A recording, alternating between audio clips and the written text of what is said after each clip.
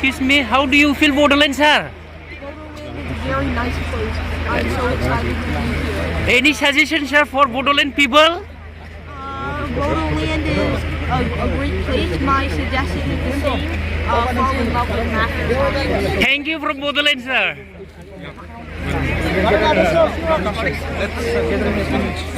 In India, we have one tough examination. Those who are aspiring for engineering, in IIT entrance we call it, joint entrance examination. So have you tried some of these maths and science question papers, and how do you feel, how comfortable you are in doing this? Oh, that's very funny. I actually question papers on my way to Bodoland University. So I did it in math because I didn't have time for the physics. And the JEE Advanced is a little too hard for me. But the JEE Main, most of the questions are somewhat trivial. Some of them are just memorizing formulas. Some of them are a little more advanced, but I can't say, some of them did give me a little trouble, but none of them were extremely hard. Thank you, sir. The next question will be from UN Academy Kokrajar, Prasanna Basumatari.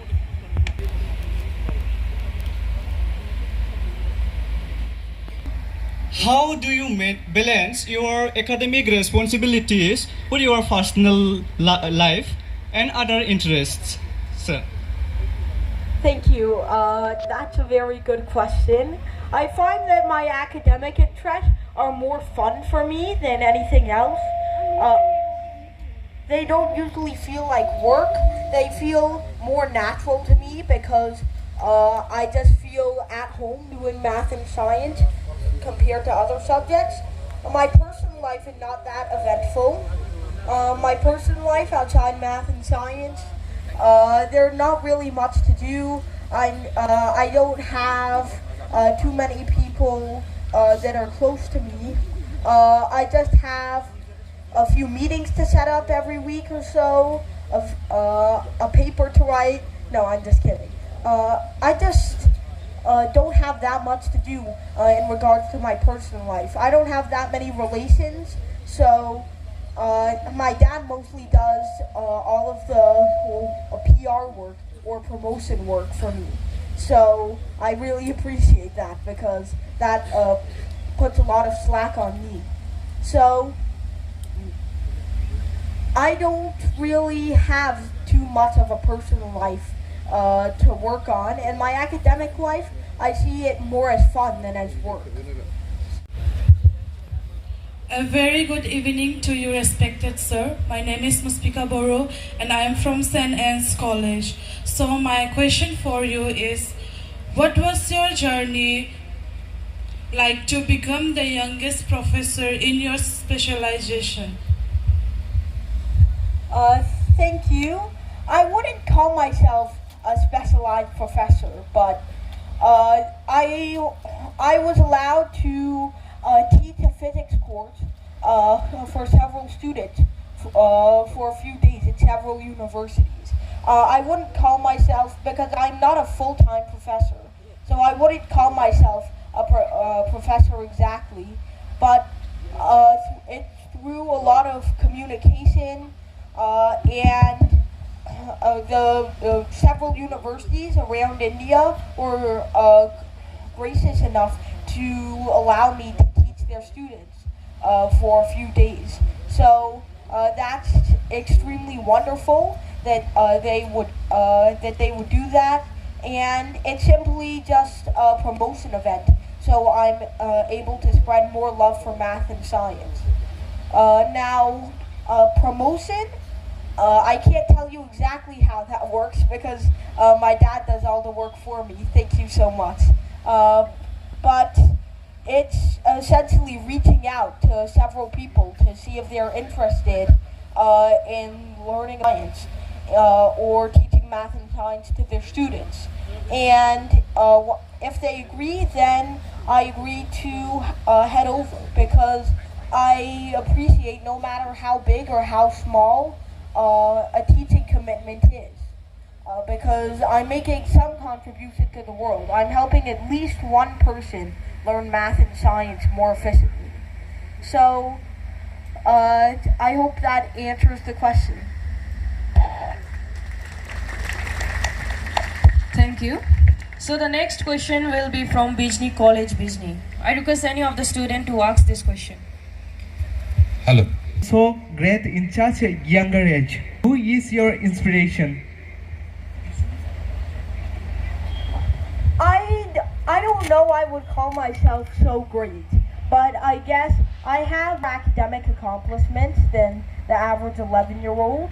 So I guess I achieved that not just because of my hard work, but my parents' hard work. My dad, he was the one who first inspired me to learn math and science because he once was a math graduate student while I was 1 or 2 years old, and he was the one who first inspired me to start learning math and science, especially more advanced math, because I didn't have the opinion that math was something too hard and that I should just delay learning it for some time.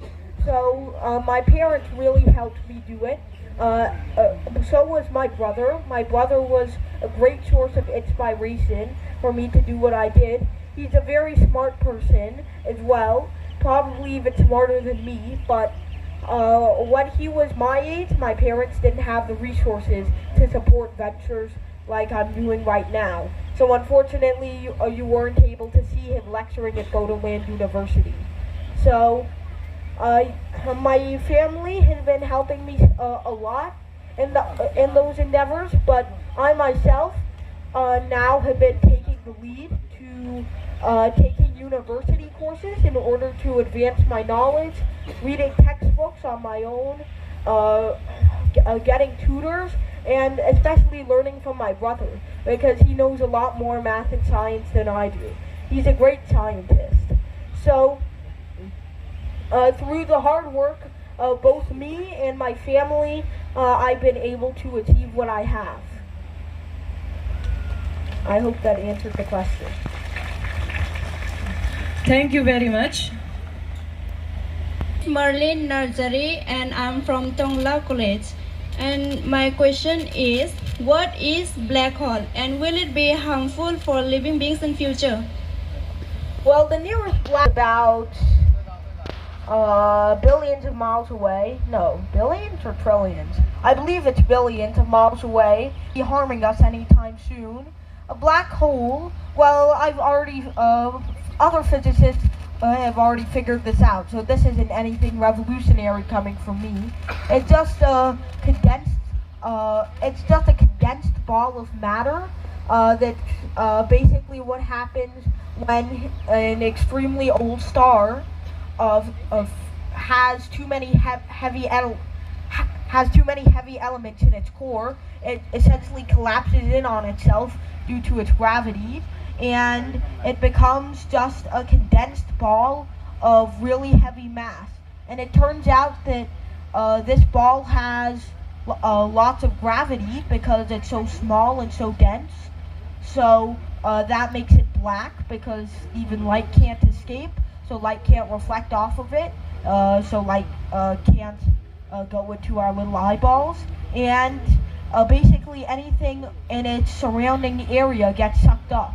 But it's not going to affect us in the near future, because a star itself is the nearest star itself is 4 light years away, and nothing from there is probably ever going to affect us.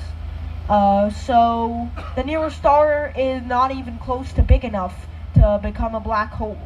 So black holes are not a threat in the future, but they're vital to understanding how our universe works. Okay, thank you so much. Now, I would like to request the students of Kokrajhar Medical College.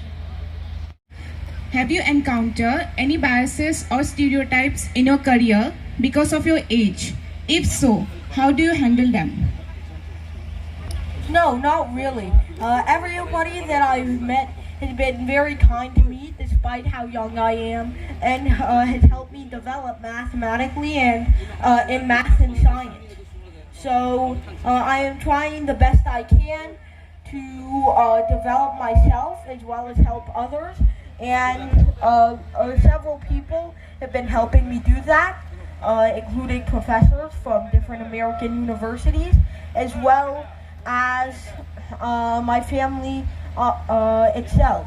So I thankfully have never encountered any biases because of my age, and I hope it stays that way. Thank you, sir. Thank you. Good evening, sir. This is Pranay Das from Kokrajar Medical College. Kokrajar. Sorry, okay, I see. So my question to you is that if someone wants to follow you, what advice you would give? And I mean, what is your pathway to success? I'm not sure how to exactly describe it, but I guess for math and science, don't treat it as this is advice that I received from one professor at an American university, so it's not exactly mine.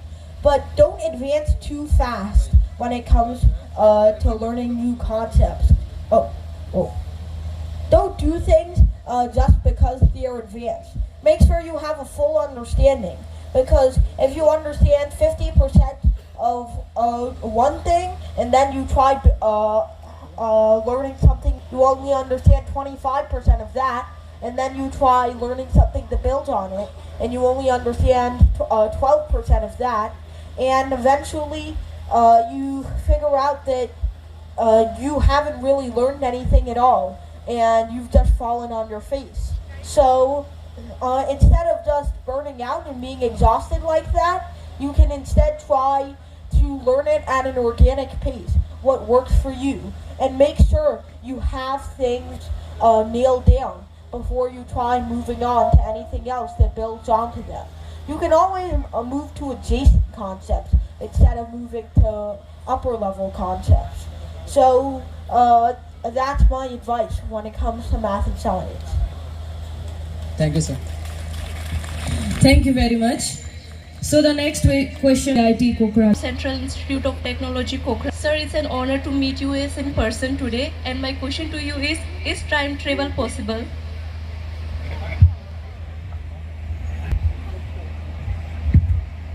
I don't think so. I don't think time travel is possible because it would create a lot of paradoxes and a lot of bad things that certainly in the world. And if it was possible, how exactly would it be implemented? There's no known machine that could just send you back in time, and relativistically, that won't quite work either. No, you can't quite go back in time with relativity either. So really, you're stuck with no option. If you try going forward in time via relativity, you'll just make yourself older than your surroundings. So that's not going to work. There's not really any known mechanism in science that we can use for time travel, but if it gets invented in the future, I'm probably not going to use it. All right. Thank you. Very good evening to you. My name is Amit Kumar Brahmo. I am from Central Institute of Technology, Kokrajar. My question is that, can we go faster than speed of light? Well, science, I guess, we don't have any. We don't have knowledge about that. I think there may be a subatomic particle that is faster than light, though scientists haven't tested it. But I mean, we're not subatomic particles. And going faster than light would probably make our bodies vaporize anyway, because of how much energy you would have to have. So, pretty much not really. And if you, even if it was possible to send particles at the speed faster than the speed of light, then your body would just burn up and shrivel if you tried to go into the speed of light. So I don't think it's really going to work. I hope that answers your question. Okay, sir. Thank you. Thank you. Thank you. So the next question will be from Prof Suborno Engineering College. So my question is like string theory. So the common version of string theory has 10 to 11 dimensions if I am not wrong. So we are aware of 4 dimensions. The 3 is spatial and other one is time. So is there any possibilities that we could experience the other dimensions? Other dimensions in itself is a very hard concept to imagine, and especially 9 other different dimensions that are just hiding in plain sight. It seems impossible to all known notions of geometry that we have so far. We've been searching for these other dimensions, but we've basically come up with empty bags so far. So I don't think that having 10 or 11 or 12 dimensions is really feasible. I think that all we really do have is 3 space dimensions and 1 time dimension. Thank you. Okay. Good evening, sir. So I want to ask a question on Hilbert paradox of Grand Hotel. How it is applied in real life? Right. So that's about cardinality. That is part of set theory. I'm not an expert on set theory, but it is applied. How is set theory applied in real life? Set theory is mostly applied through combinatorics, I believe. Though I feel like Hilbert's Infinite Hotel is just a novelty of pure math. I haven't actually explored the applications of cardinality in set theory yet. I'll get back to you on that one. Thank you, sir. Okay. You have talked about infinity, and you have given some examples also like pi, right? So can you give us some real life example on infinity?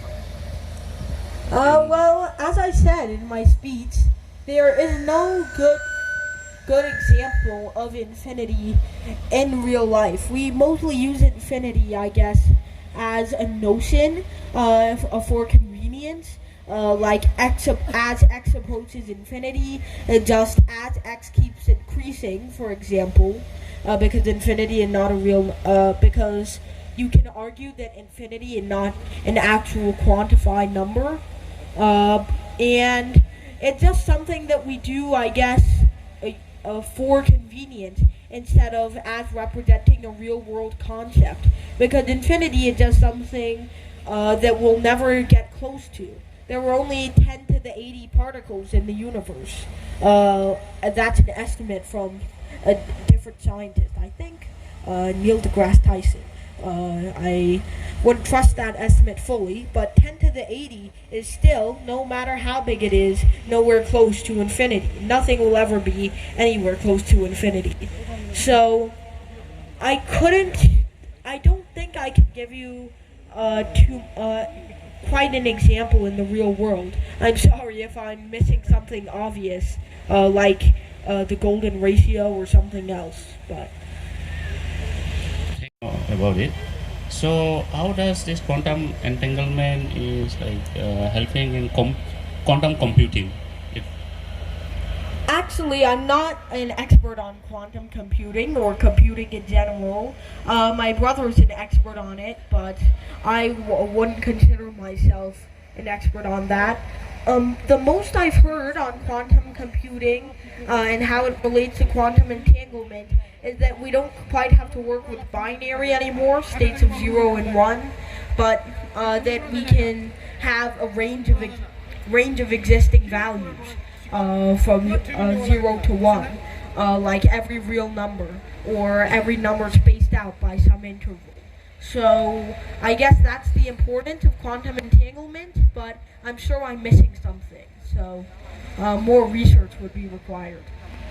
Thank you. So, set theory, and I'm doing here assistant professor. So especially I'm trying to ask about the set theory.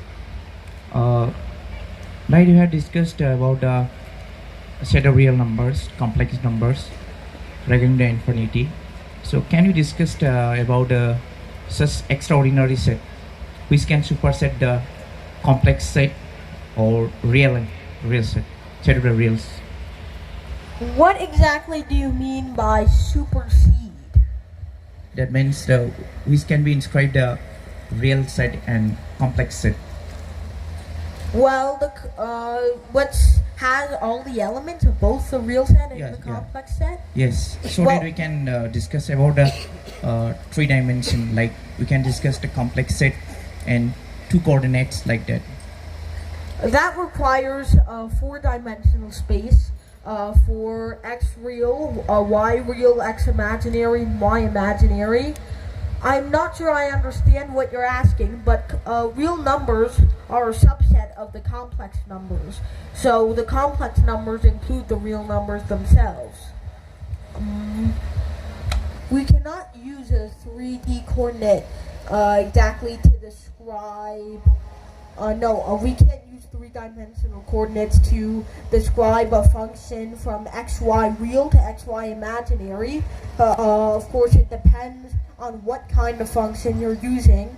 It could be x real, x imaginary being mapped to y real, or the other way around. But I don't believe that you can express something actually useful concerning real and complex numbers with a 3-dimensional space. You need a 2D space, which is just the real axis and the complex axis, in the imaginary axis, which I'm sure you've seen before, or the 4-dimensional space, which you can't imagine, or the 6-dimensional space, and so on and so forth. So, I guess that's the best answer I could give. Yeah. Thank you, sir. So now we are going. I have no courage to say any question to you. When I heard about you, I always think that you are only compared to the great mathematicians of the world, and like our Professor Ramanujam. And I am amazed to see that at the starting you have started about speaking on infinity. So one thing is, the set of whole natural numbers, we know uncountable number of natural numbers are there. If they are sum up, then we expect that the number will be infinity. But Ramanujam has said it is -1/12. What is your opinion about it? I personally think that it diverges. I'm sure that he used some number theory trick. I haven't seen the actual proof for 1 + 2 + 3 + 4 equals -1/12. But my basic logic says that we are adding all totally positive numbers. We are adding an amount of numbers greater than 0. So why shouldn't it approach a value that is less than 0? Because if we're getting farther and farther away from 0, how did we suddenly get to -1/12? And especially, we're also adding integers together. So how will adding several integers together, of which we know that adding one integer to another integer gives you an integer in return, how does adding a total amount of integers together give you a non-integer? Still a rational number, but a non-integer. Thirdly, you can really only define an infinite sum as what the finite sum approaches. And of course, the finite sum of 1 + 2 + 3 + 4, etc. just approaches infinity.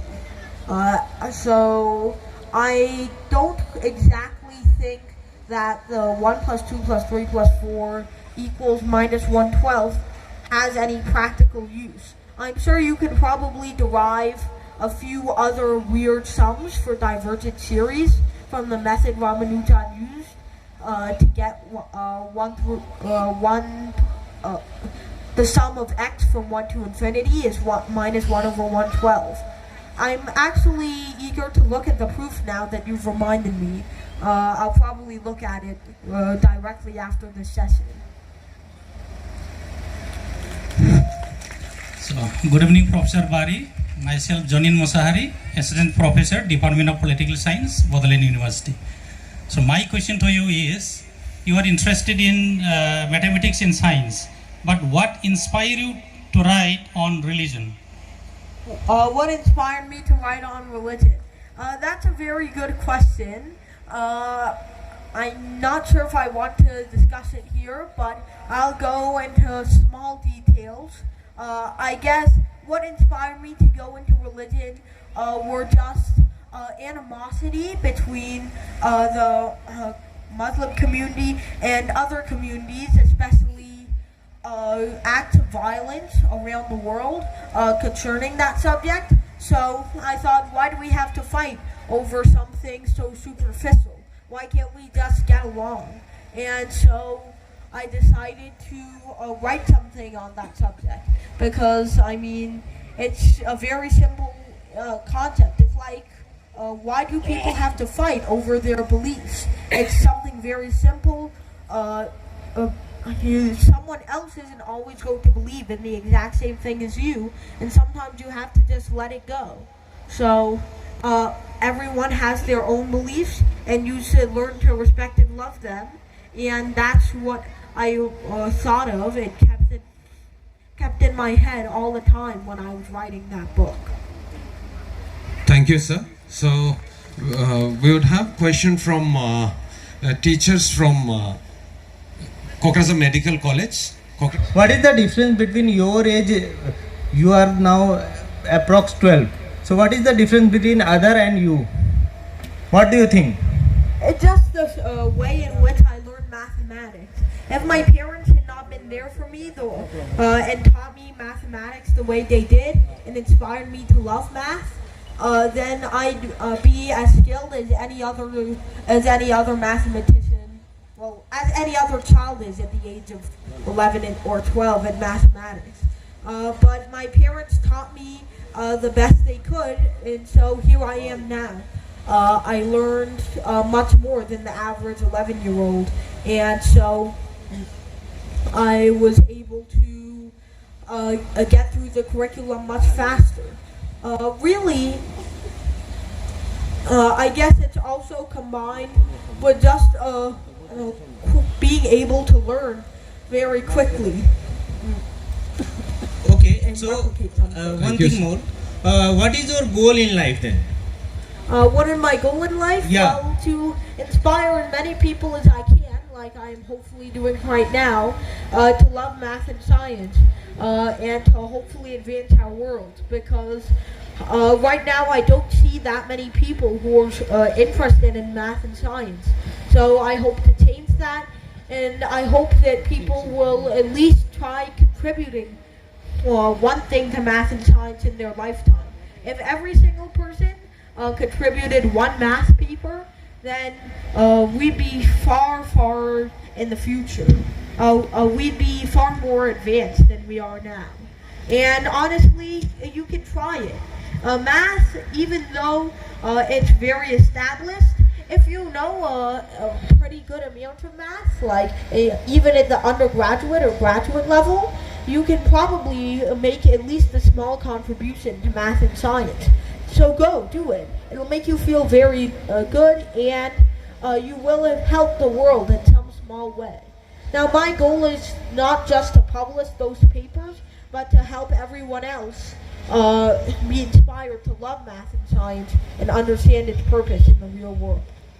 Okay, That's thank you. Achha, Yeah, myself Dr. Solar Borgari. My question is very simple to you. Is area and volume. These are very crucial to measure it. So what method you suggest to measure any kind of the area and the volume?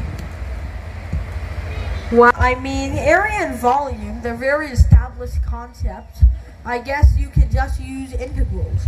Usually those will get you around finding the area and volume, 2D and 3D. even curved objects. Thank you, sir. So we are going to have